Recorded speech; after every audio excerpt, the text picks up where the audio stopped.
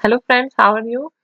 आज हम बात करेंगे इकोनॉमिक्स की एक बहुत इम्पोर्टेंट टॉपिक के बारे में, जिसको हम कहते हैं कंज्यूमर सरप्लस। कंज्यूमर सरप्लस जो है वो बहुत ही एक इजी टॉपिक है। इजीली आप उसको समझ सकते हैं और आपका कॉन्सेप्ट जो है वो इजीली इसके बारे में बन जाएगा। तो हम इस बारे में बात करते हैं कि कंज्यूमर सरप्लस एक्चुअली होता क्या है। The amount a buyer is willing to pay for a good minus the amount buyer actually pay for it. So willing to buy would be a bigger amount and the amount he had to pay would be less. So the remaining money left is what we call consumer surplus. तो इस बारे में अब हम बात करते हैं कि कंज्यूमर सरप्लस है क्या। आई होप के डेफिनेशन से ही आप लोगों को समझ आ गया होगा। बहुत ही इजीली मैंने इसमें डिफाइन कर दिया है कि कंज्यूमर सरप्लस क्या होता है। सो इसी बारे में बात करते हैं कि कंज्यूमर सरप्लस एक्चुअली में क्या है। कि कोई एक अमाउंट जिसपे एक बायर कोई भी चीज लेने के लिए तैयार है, माइनस वो अमाउंट जिसमें उसको वो चीज मिलती है। ये जो डिफरेंस आ गया कि वो अमाउंट जिसपे वो विलिंग है लेने के लिए और वो अमाउंट जिसपे वो एक्चुअली बाय कर रहा है, इन दो चीजों के डिफरेंस को हम कहेंगे कंज्यूमर सरप्लस।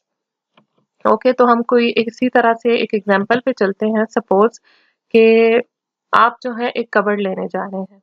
सो वो कबर्ड जो है आपको मिलती है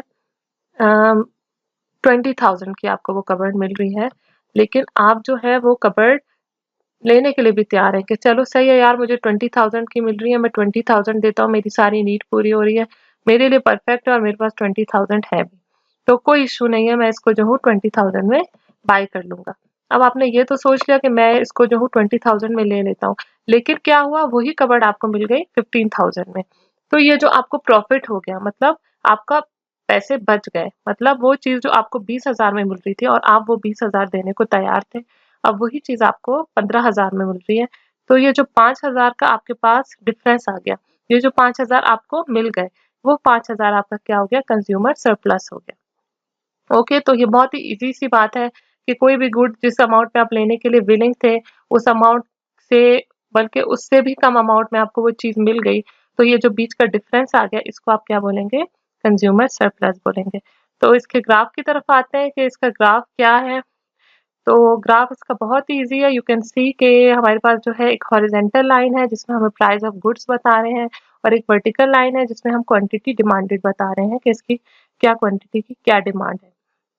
और यहाँ पे आप देखें कि एक पॉइंट पे आके ये दोनों जो है इंटरसेक्ट कर रहे हैं एक प्राइस पे आके। फर्स्ट करें, अब हम लोग एक टी शर्ट जो है वो सेल कर रहे हैं, तो टी शर्ट की प्राइस जो है वो पहले क्या थी, 100 थी। 100 पे जो बायर था वो लेने को रेडी था कि मैं 100 पे जो हूँ ये शर्ट बाय कर लूंगा, लेकिन वही शर्ट उसको कितने में मिल गई, 60 रुपीज में मिल गई।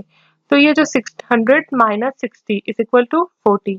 तो 100 में से जो 60 हमने माइनस किया और 40 का जो डिफरेंस आया, वो 40 हमारा क्या हो गया, कंज्यूमर सरप्लस हो गया। एज यू कैन सी, मैंने ग्राफ में मेंशन भी किया हुआ है कि ये जो एरिया है आपका, मतलब आपने 100 की लेनी थी शर्ट, लेकिन आपको 60 में मिल गई।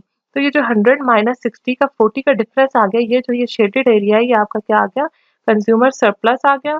सो ये बहुत ही इजी सा कॉन्सेप्ट है। आई होप आप सबको समझ आ गया होगा। स्टिल अगर किसी को नहीं समझ आया, कोई प्रॉब्लम है, कोई इशू है, कोई क्वेश्चन है, तो आप मुझसे कमेंट बॉक्स पे पूछे, मैं आपको ज़रूर जो है इसका जवाब दूंगी। और मेरे चैनल को ज़रूर सब्सक्राइब करें। आप लोग हमारा साथ देंगे तभी हम आगे बढ़ेंगे। आई होप कि आप लोगों को ये वीडियो पसंद आई होगी, तो काइंडली लाइक कीजिए और सब्सक्राइब कीजिए। Thank you.